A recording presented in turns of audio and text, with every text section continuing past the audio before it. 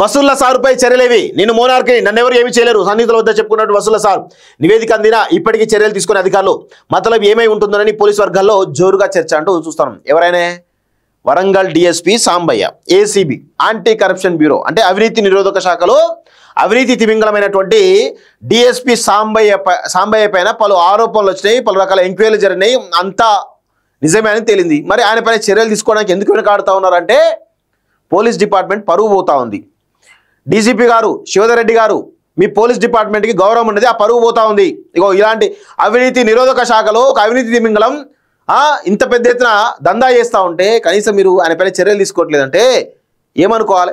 అదే ఒక అవినీతి అధికారిని ఏసీబీ వాళ్ళు పట్టుకుంటే ఇమీడియట్గా ఆయన అరెస్ట్ చేసి 45 రోజుల నుంచి 60 రోజులు 70 రోజుల వరకు కూడా బెయిల్ రాకుండా వేస్తారు కదా.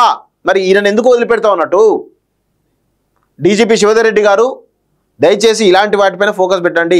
ఫస్ట్ మీ పోలీస్ డిపార్ట్మెంట్లో సంస్కరణలు తీసుకురండి, తర్వాత మిగతా వాటి గురించి మాట్లాడచ్చు. మీరు మీ సొంత డిపార్ట్మెంట్లోనే అవినీతి తిమింగళాలపై చర్యలు తీసుకోకపోతే రేపు లాండ్ ఆర్డర్ని ఏం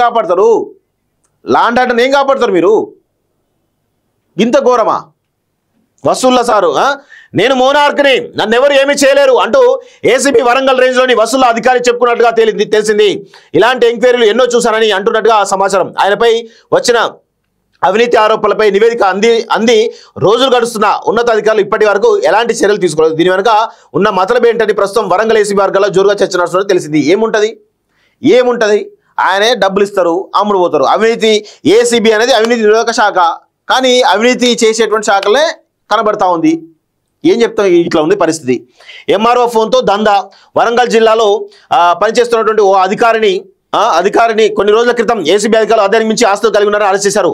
ఆ సమయంలో అరెస్ట్లో కీలక పాత్ర వహించినటువంటి డిఎస్పీ సదరు ఎంఆర్ఓ మొబైల్ ఫోన్ను స్వాధీనం చేసుకున్నారు. ఆ తర్వాత ఫోన్లోని కాల్ వాట్సాప్ లిస్టును బయటకు తీశారు. అనంతరం ఒక్కొక్కరు ఫోన్లు చేస్తూ మేము అరెస్ట్ చేసిన ఎంఆర్ఓకు మీరు బినామీలను దర్యాప్తు వెల్లడింది, అరెస్ట్ చేయక తప్పదని బేరగొడుతూ వసూళ్ల కార్యక్రమాన్ని మొదలుపెట్టారు. హైదరాబాద్లో సాఫ్ట్వేర్ ఇంజనీర్గా పనిచేస్తున్న ఎంఆర్ఓ స్నేహితుడిని ఇలాగే భయపెట్టి ₹1.5 బేరం కూర్చుకొని 20 లక్షల రూపాయలు తీసుకున్నట్టుగా ఆరోపణలు వచ్చాయి.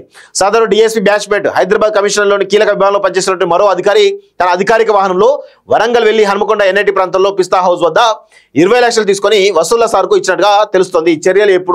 చర్యలు తీసుకుంటారా? తీసుకోరు.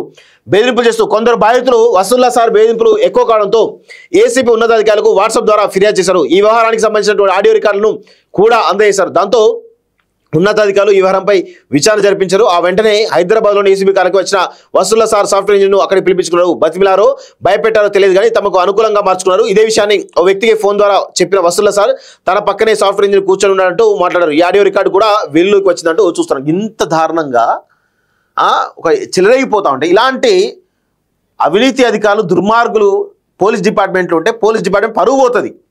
డీజీపీ శివధర్ రెడ్డి గారు గింతగానో అన్ని ఎవిడెన్స్ అన్ని బయటకు వస్తూ ఉన్నాయి. ఒక సాక్షి ఎవరైతే ఉన్నారో ఆయనను పట్టుకొని బెదిరించి అడ్జేస్తూ ఉన్నారు. అవి బాజాప్తా బయటకు వస్తూ ఉన్నాయి. ఎంత దారుణంగా ఉందో ఒకసారి చూడండి, గమనించండి. ఇక పోలీస్ డిపార్ట్మెంట్ మీద ఇంకేముంటుంది, రెస్పెక్ట్ ఏముంటుంది? డీజీపీ శివధర్ రెడ్డి గారు ఇప్పటికైనా మీరు కొన్ని చర్యలు తీసుకోవాలని చెప్పి కూడా మేము కోరుతా ఉన్నాం.